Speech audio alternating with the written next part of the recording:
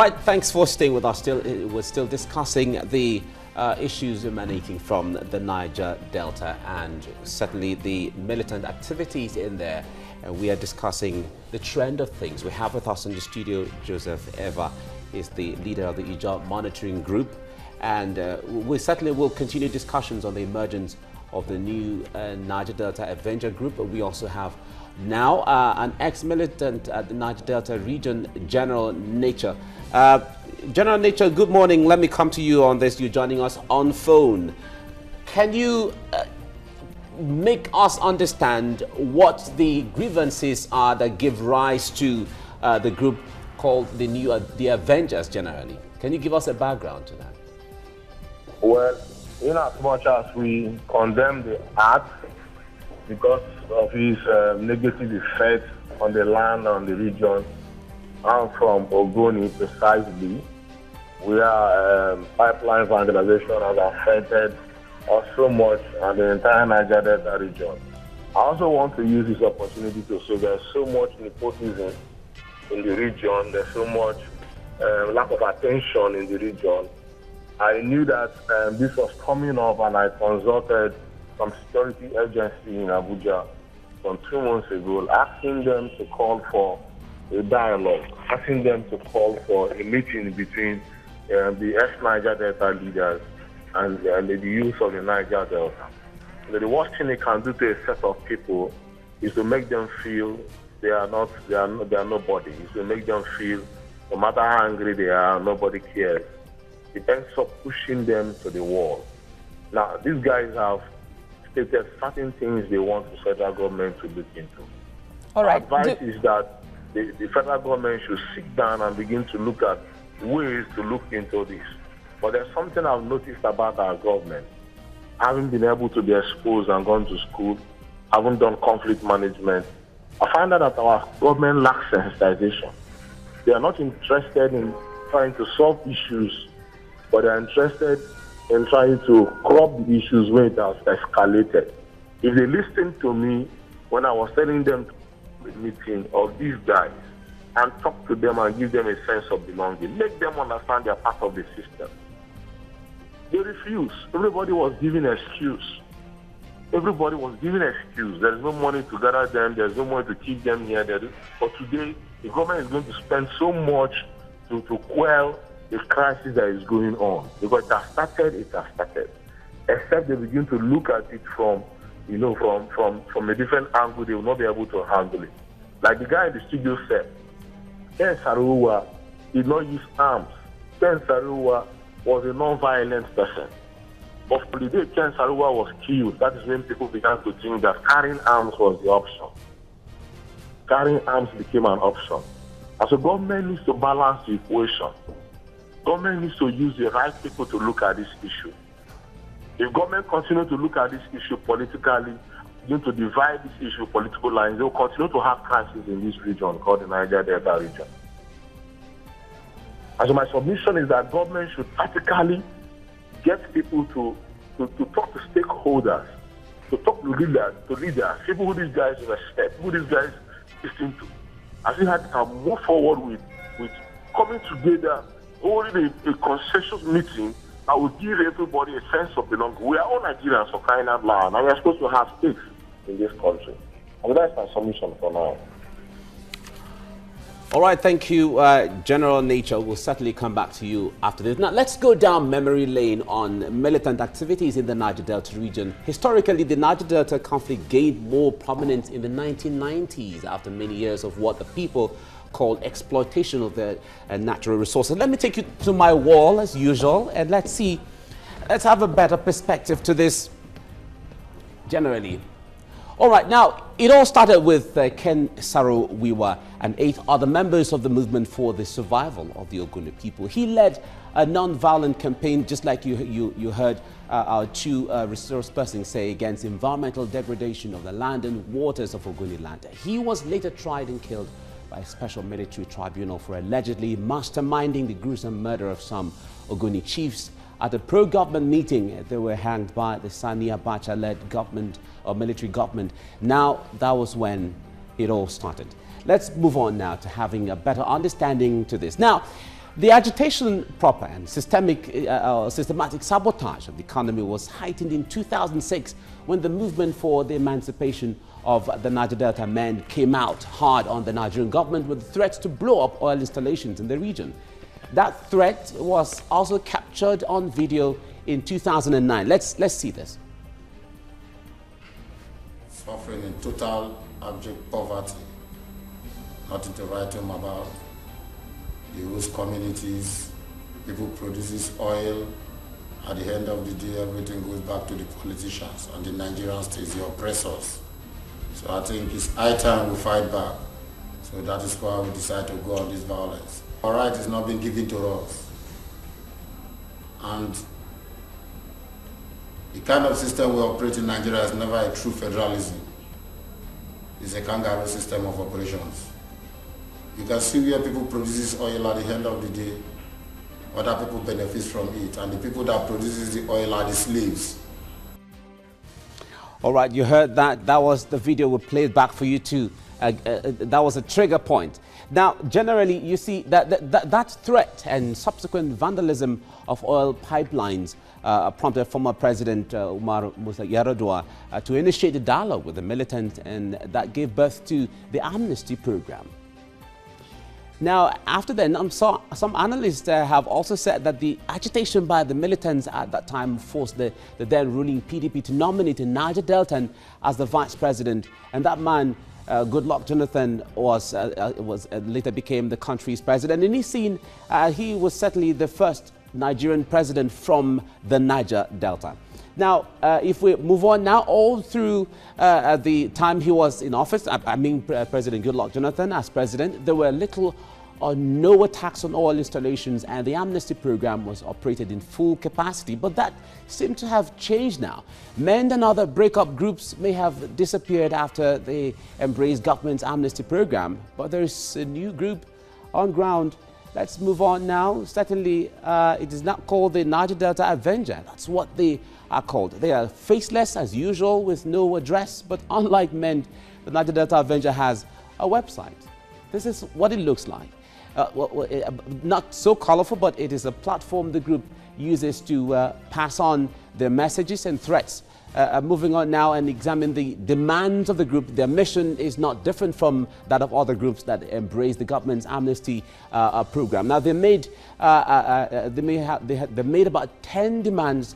So let's highlight some of them. Now, this is some of the highlights. Now, implementation of the 2014 National Conference is one of their first demands. The second, they have an apology from President Buhari, the Director of State Security Services, and former Bayelsa State Governor Timipri Silva for orchestrating the death of Diprie Alamesia.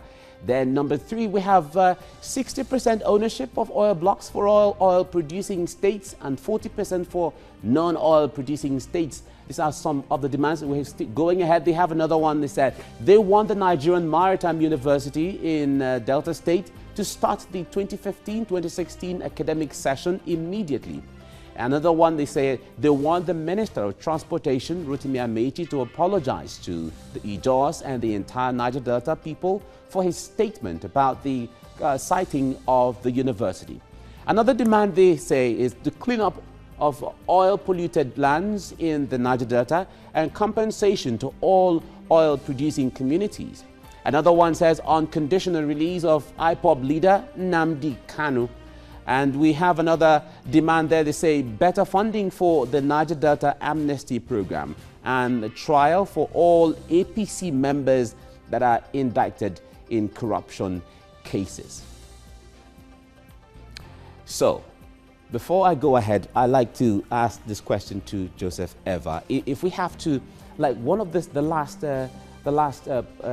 reason here they give as one of their demands, they named the political party in there. Is this whole demand, is it politically induced somewhere? Yeah, well, I'm not a member of the group. I'm the coordinator of the Job Monitoring Group. I was public secretary of the Journal National Congress.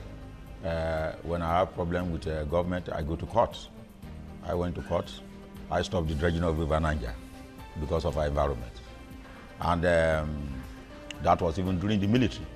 I approached my lawyer, Femi Falana, that I want to file a suit against the federal government for trying to dredge the River Niger without environmental impact assessment.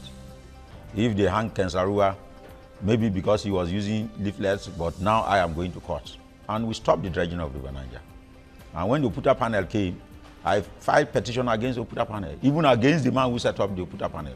That was the former President Olusegun Obasanjo. I filed a suit that President Obasanjo should be referred to the United Nations Tribunal to be tried for genocide against the Odi people of Bayelsa. So we all have our own different methods of doing things. I was brought up in the Southwest, and I know how the Southwest people use rallies, court actions, demonstration, and other things to get whatever they want.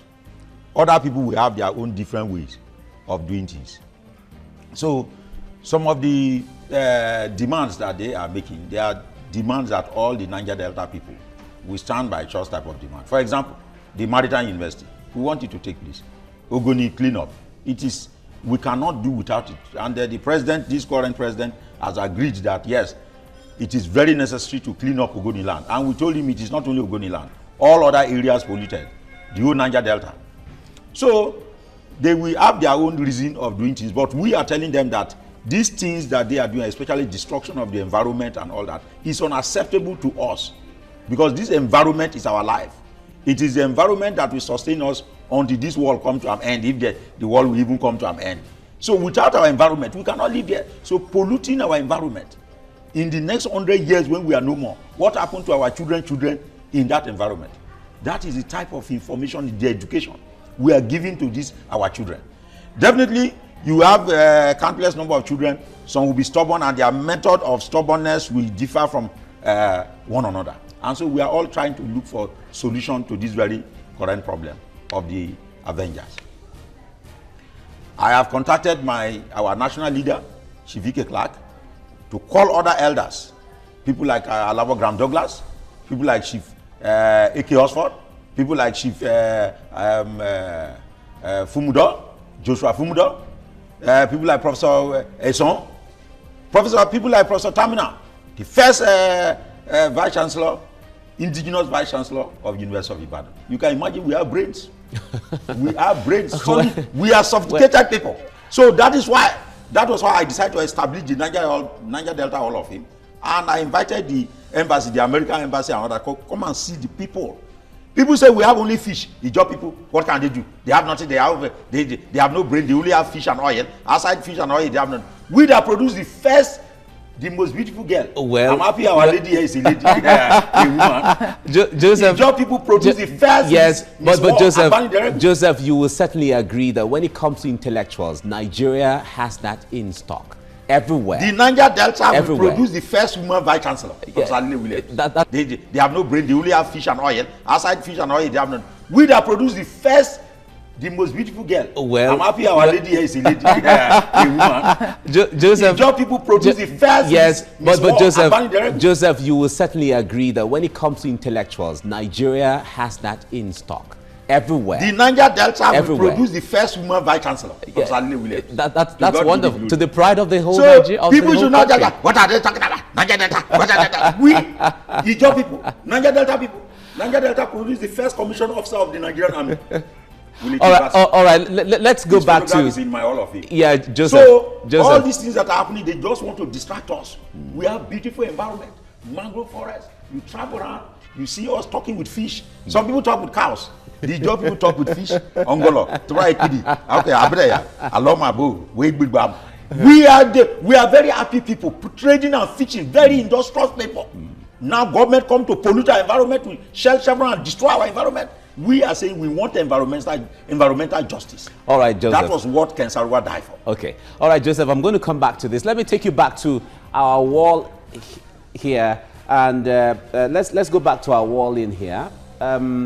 Now, with those demands, let's see some of the activities of the Niger Delta Avengers generally. Let's see, moving on now. Okay.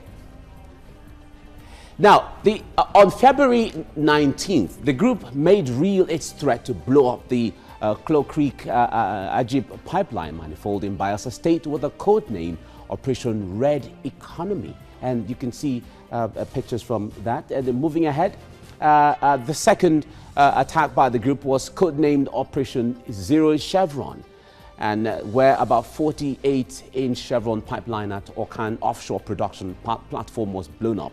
An estimate of 105,000 barrels of oil production was lost in 3 days due to that blow-up. Now, recently, the federal government said the country loses nothing less than 250,000 barrels of oil per day to vandals. Now, with the threats from these groups, it appears the country's economy, which is totally dependent on revenue from crude oil, may be faced with another great challenge. Now, let me go to General Nature now. General Nature, you're still with us on phone. Now, okay. I hear signals that we lost the signals in there. We're still expecting Kayode Ajulo to join us in our Abuja studio. Now, Joseph, you give us a very vivid picture of the Niger Delta. Beautiful things going on there. Intellectual people, people who are hardworking, industrious, and so on. Yes, we people produce who are first very, professor of English. Yes, very knowledgeable. First professor of English in Nigeria. Exactly. You have very, first professor of mathematics, Alele Williams. Very knowledgeable, intellectual people. And Ken Saro-Wiwa was one of them. Yeah. And he was one of those who told the world what is going on in the Niger Delta. If certainly the Niger Deltans and the militants all want to uphold his legacy, why didn't they follow in the footsteps of how the methods and the systems by which Ken Saro-Wiwa followed instead of resorting to violence? That is what we are preaching to them. That is what we are preaching to them. That we can achieve. Without violence, we can achieve. And that is why we don't want this new government now. Some people just felt that our son just left office. And so because of that, there are some people who are going to the villa to manufacture lies. And because of the job population, we are in Akwa Ibom, we are in Delta, we are in Rivers, we are in Edo, we are in Ondo, we are in Bayelsa. Because of our population, if our own leaders don't engage, if we backslide in engaging this present government, people will carry lies to the villa and continue to harm our environment and harm our people. So we want our leaders, like our national leader, Shifike Clark, although he's an old man, we want him to mobilize elders from the region and engage the president. Okay. All right, Joseph, we'll come back to this. Sorry. Let me bring in General Nature here before I let him go. Now, there are calls for attention of the federal government to the Niger Delta. Certainly, there are issues of the Niger Delta Ministry was created for the Niger Delta. The NDDC Commission was created. There's 13% derivation funds and so on. But we don't seem to see the ex-militants and even militants and even the new Avengers now holding the leaders accountable within the Niger Delta. State governors and all of those who are responsible for administering all these different institutions for the Niger Delta. What do you say about that?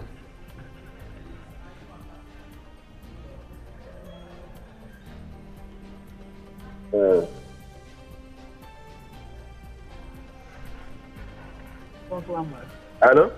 All right, General Nature, if you can hear me. Yes. I was asking that there are agitation to draw federal government's attention to the Niger Delta.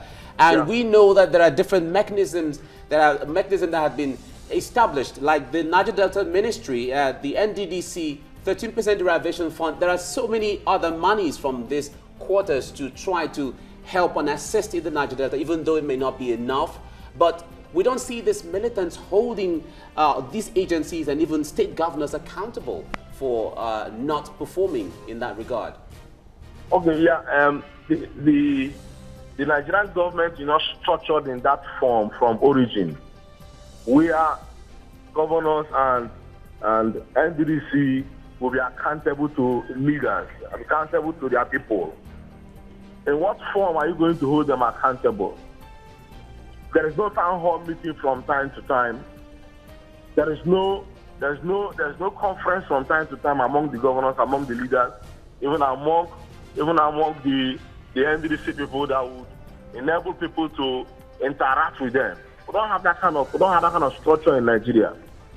Everybody is full of himself. Everybody has security aides around them. At what point will you question them and ask them what are they doing with the resources that is coming into NDDC or resources that is coming into the state? They will not be able to account to you because from at the initial, it was not like that in the country. I think that things we need to look at. We need to have leaders who are accountable, leaders who these are one of the challenges we are having. And don't forget that it's everybody in Niger Delta is an elite. It's not everybody in Niger Delta is educated. And so that means some people will be looking at things from a different perspective. But the best way to address these issues is to call a national conference. It's from time to time to have people represent their people, from time to time reach out to the youth and talk to them and give them a sense of belonging. Even though you are not committed to what you're saying, but let them just hear you, because we have a country where we talk so much and yet to do very little. Okay, so I was with the NDC managing director, the former NDC managing director, Dan Abia, and I was questioning him. I said, what's the problem? Why is this sector not affecting our region? Why do we have NDC and yet we are complaining? And he made me understand that from time to time, the budget they release to NDC does not come. That what sustains NDC is the multinationals around NDC. The federal government said they are giving extra amount to NDC. They don't give even 2% of that money to the commission. And these are things people don't know. These are hard truths people don't know. And so the government needs to begin to consult organizations like Youth First International that are in the region and have a track record of reaching out to these young boys and talking to them over the years. They need to reach out to them and see how they can talk to them and see how they can involve them in what they are doing. I'm talking about a genuine process of negotiating peace, a genuine process of negotiating youth empowerment. Because too many persons that claim to represent us don't actually represent us. It's all about themselves. I'm looking at a generation where young people will take leadership position and actually account for their people. And actually account for their people in future. And that is what is going to happen very soon. We're tired of having people that are leaders who are just interested in their political party alone, because you're not a member of a particular party, so you'll be defranchised completely. Because you're not a member of a particular party, your community will not be looked at. Nobody will consider you and nobody will talk to you. It's bad. It's a bad system. All right, General Nature, let me come in here, please. You're aware that the Freedom of Information Act is available, so if you demand for information in any of this... Is it, my sister? When that is one. Listen to me, let me counter you. If you give certain information, what guarantees your safety? If you begin to say certain things that are wrong that the government is doing, what happens after you have finished saying it? Too many people have given up their life. Many people have been assassinated for saying the right things. What to tell Sarua, my uncle? It's not because Sarua was telling the government that they have used so much oil from this land and they have not developed it, and they killed him.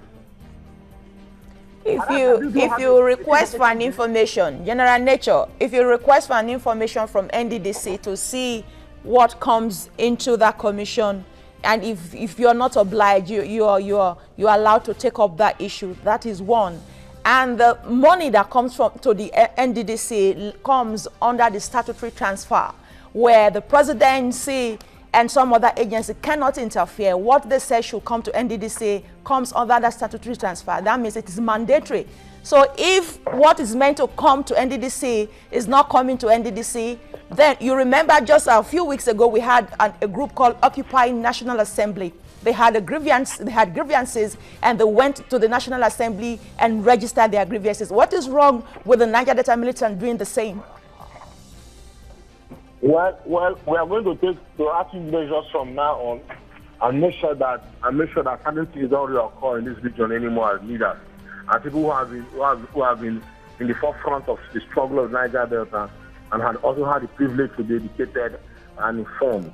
And we are going to be looking at partnering with you guys to see how we can actually make these things public and get people involved in looking at these issues, so that we will not continue to have issues of bomb blasts and issues of pipeline vandalization in our region. Because this is just the problem we'll be having. Lack of information, lack of orientation, lack of sensitization. So anybody can feel anyhow, anybody can feel neglected, anybody can feel sidelined and begins to do whatever he wants.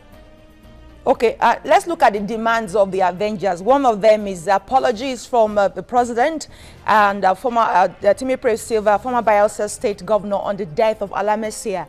Those are grievous allegations, really. You don't think so? Of course, I said earlier that we totally condemn that act, because we know that it affects our environment so much, as in destroying it. And when somebody is angry, the person will begin to make certain demands that are not even part of what are supposed to be his expectation. And so some of the things they've demanded are things that are not actually acceptable.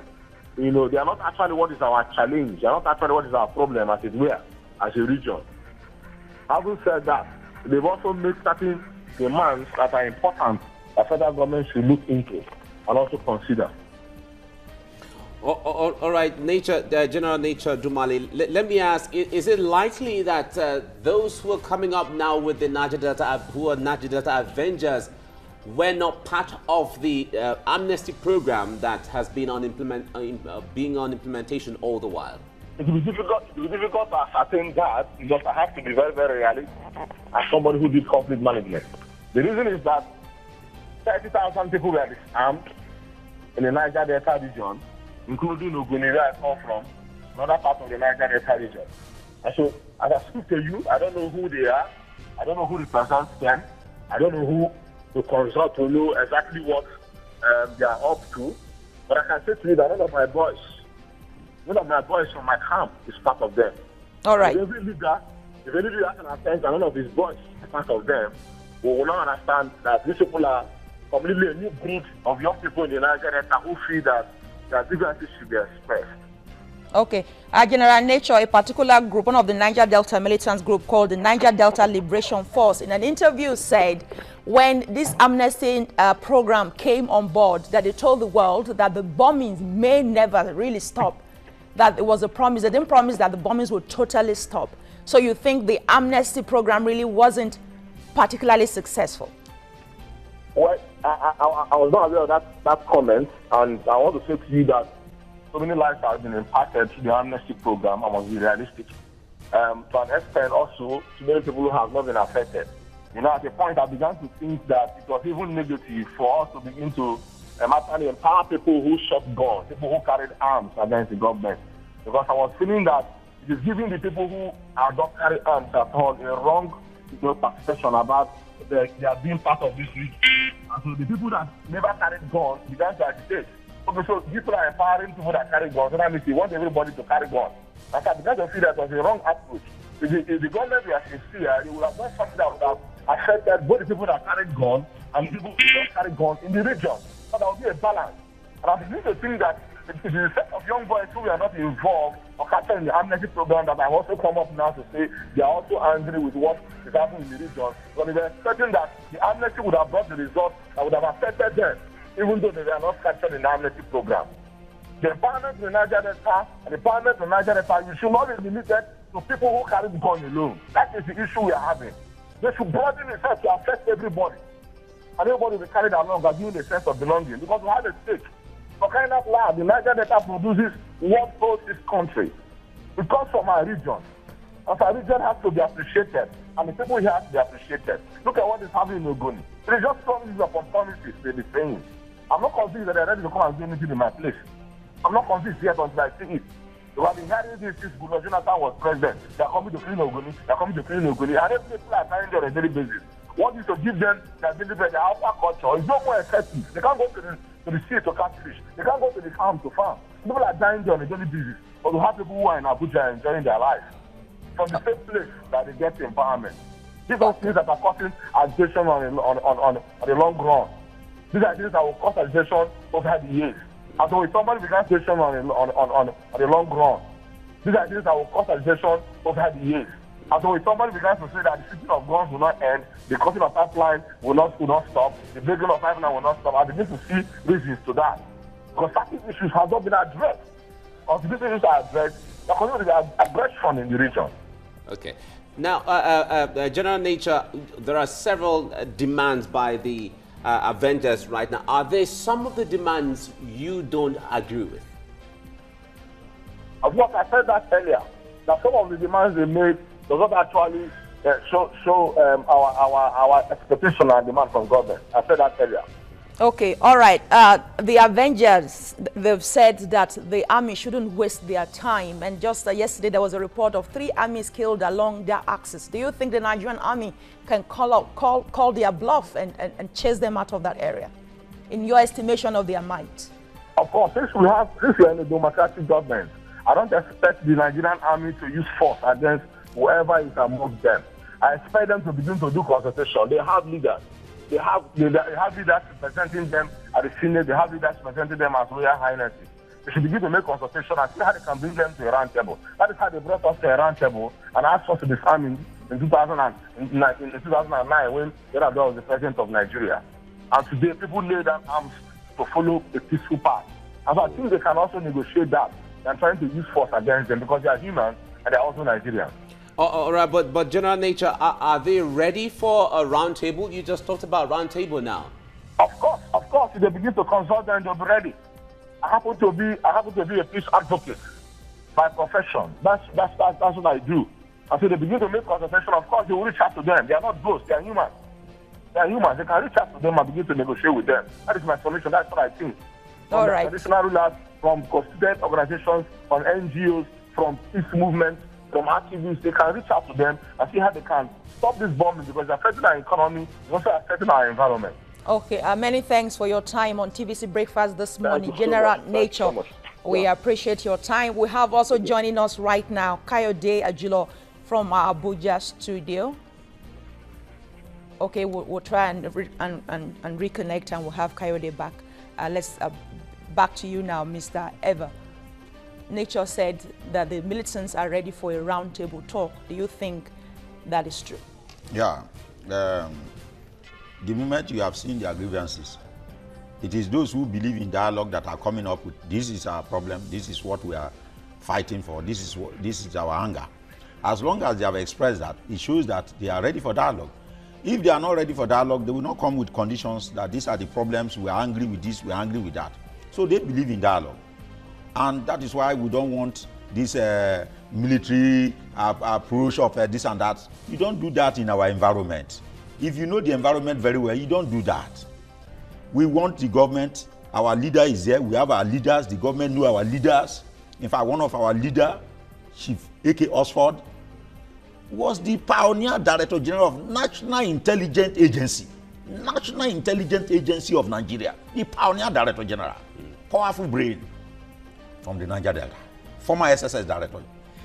These are people. Professor Tekna is there. Chief Ike Clark is our national leader.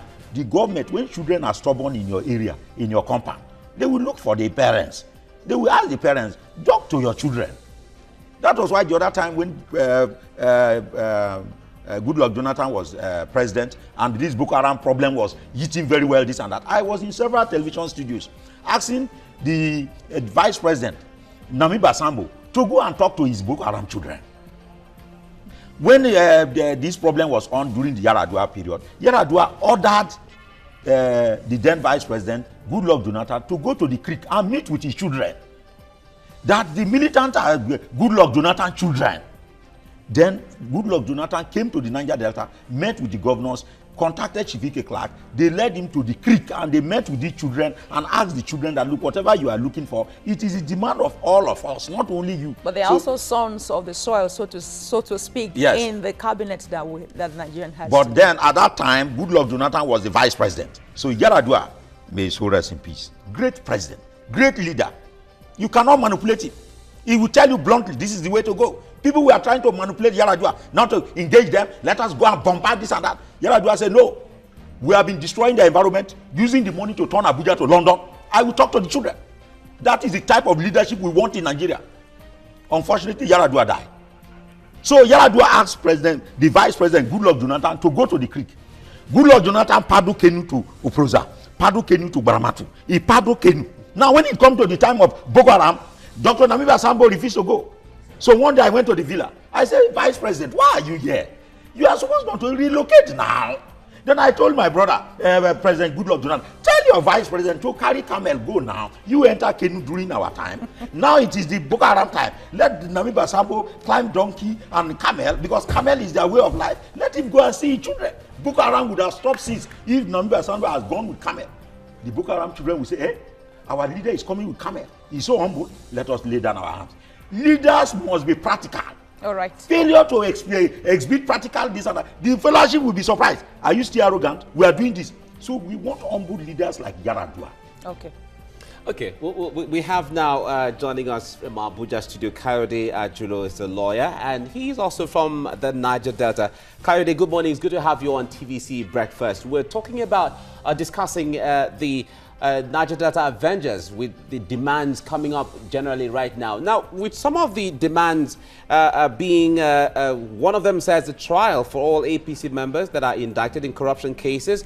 One of them says unconditional release of IPOB leader Nnamdi Kanu, amongst others generally. Would you say from your analysis that some of these demands are politically motivated? Well, let us be sincere with ourselves. When it comes to agitation, when it comes to demand, there must be a reason, and it has to be about interest.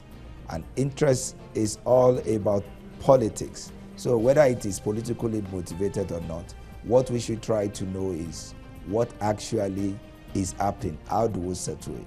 Now, as it is today, there is agitation, and I believe what the government needs to do is to ensure that all this agitation, all this calling they must put it together and dialogue with the people.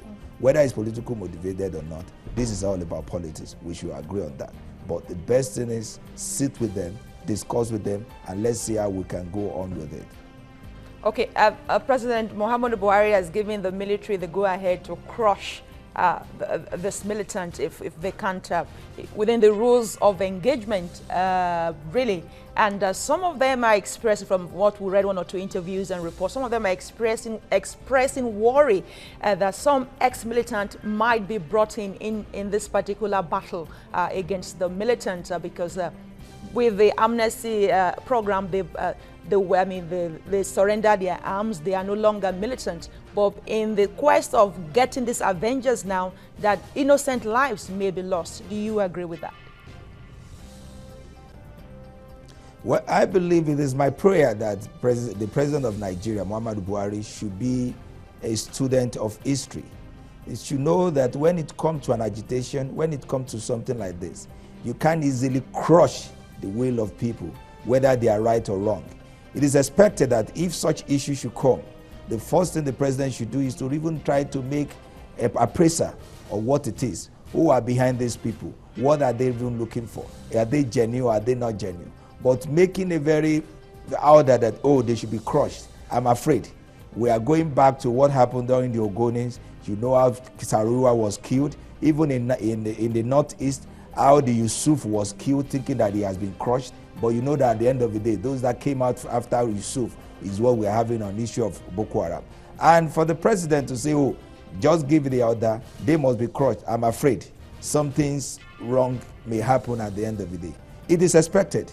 We need to do appraisal. What actually are these people? What are their demands? Who are behind them? Let's even dialogue if there's a way. Yaradua, if you remember, the initial plan of Yaradua is that they must be crushed. Then after some time, he realized that, look, we don't use force in some of these things. We need to sit down with them.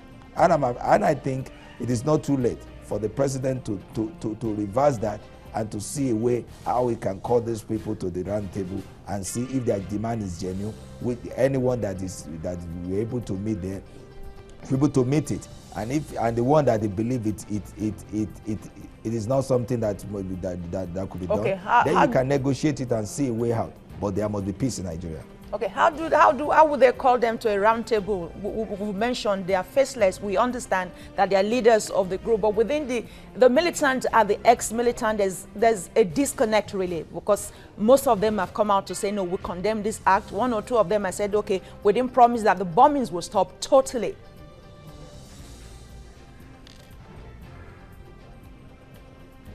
One thing you have to know is that when it comes to this, you can't deny that you don't know their leaders. They have traditional leaders, they have traditional rulers, they have elders. Geneva, just mentioned E.K. Clarks and others. These are the people.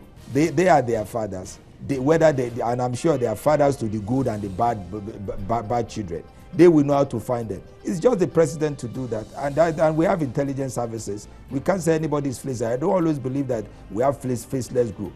There must those behind it, and it is duty of the government to know who are those behind it. All right, Kayode, let me stay with you still on this. Joseph Eva with us in the studio earlier painted a very beautiful picture of who the Niger Deltans are, how intellectually inclined they are, how industrious they are, how very open they are generally. If we have such kind of people, which is true, Nigeria is very gifted with people like that, the method and style of agitation of people in the Niger Delta under the nose or under the leadership of the leaders you were talking about is a source of concern to maybe even the government and other Nigerians generally. What concern do you show or do you share in the style of agitation? Well, you know, when it comes to agitation, what we have to know is that everything about politics. And when we are talking of politics here, everybody has a different method. It's like killing a rat.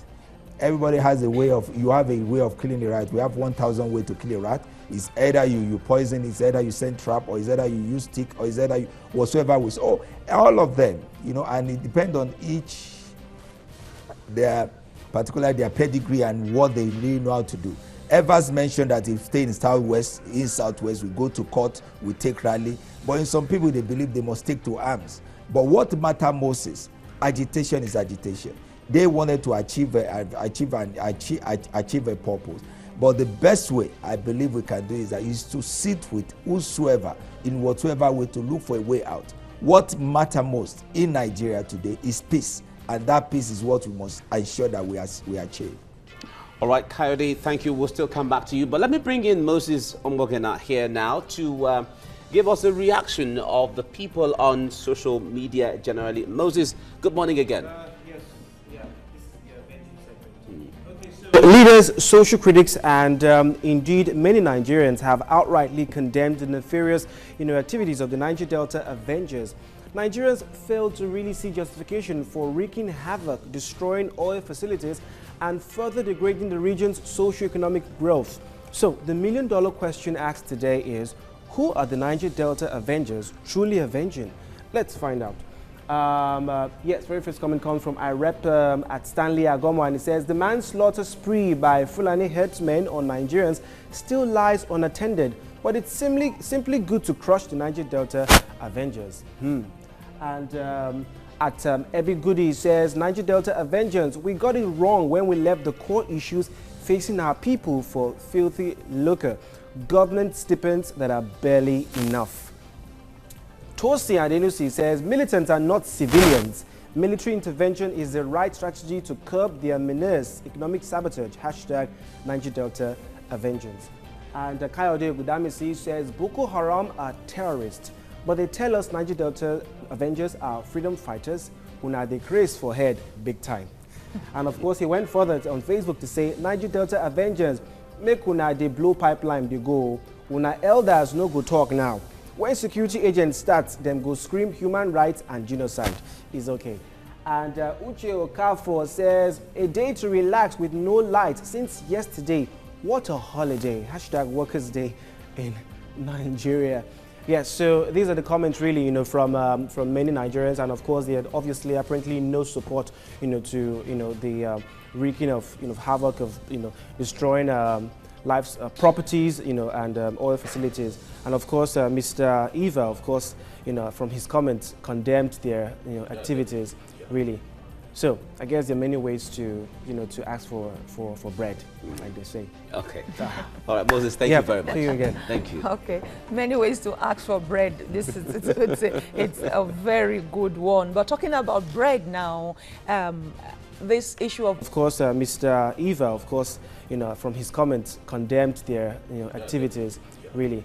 So I guess there are many ways to to ask for bread, like they say. Okay.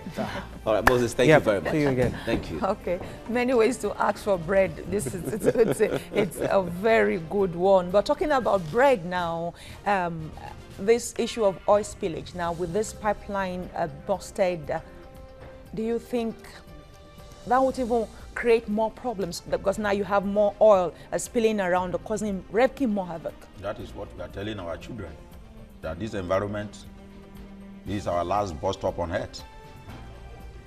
We are going to be buried in this environment, so we should not destroy this environment. This environment, beautiful environment given to us by God. even outsiders are coming to destroy it, we should not use the anger to destroy it. And that is what we are preaching. There was a question one of you asked about what your government, what are your people doing with the money that is going to NDC and others. Let me tell you a story. When former President Obasanjo emerged, we met him in Port Harcourt. And some of us told him, the job monitoring group, what we presented to him, the way out for us to change the Niger Delta to Dubai or to Abuja. Very simple. Babangida used it to build Abuja. Babangida never used money to give Julius Berger to build Abuja. Julius Berger and other construction companies used trade by barter to build Abuja. Julius Berger was sending crude out of this country. The amount of structures they build in Abuja, road and other mighty buildings, Nigeria government used our crude to pay Julius Berger to construct these things, trade by barter. We told them, for this 13%, use the same method you use in building Abuja to use this 13%. Contact foreigners to come and develop our Niger Delta. Give them our crude.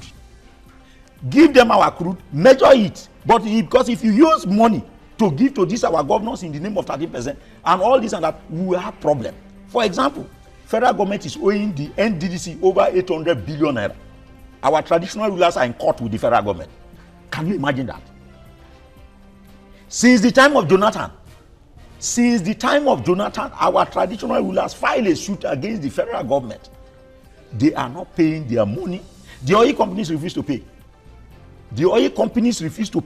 Recently, they met at the National Assembly. You heard them. The oil companies defending themselves why they cannot pay this and that. But every year, you see the budget of Shell, Chevron, Egypt, Texaco. We spend $800 trillion in Niger Delta. And we have a government that cannot ask them, where did you spend the $800 trillion? Do you want the ordinary people, primary school leavers, to go and ask, where do you spend the $800 trillion? We have government now. Why can't government arrest Shell, Chevron, carry them to EFCC? You are telling lies against the Niger Delta people. You flare gas into their brain. Like, for example, we are talking about why can't we use diplomatic means and some other area. People that have been taking gas. People that have been taking gas. They have been taking, from their mother's womb, they have been flaring gas into their brain. And you want to threaten the person, I will kill you. We are going to maintain law and order. Who are you talking to? We know all these things. That is why we are doing everything to make sure that there is dialogue. Right from their mother's womb. For example, when I was in my mother's womb, I was taking gas flaring and just managing it. Mr. Julo, please, can you come in here? There's an indictment, and I won't want to go that way, but let's look at the economic implication of this mayhem in the Niger Delta and, of course, the Nigerian economy at large. Well, it's so clear.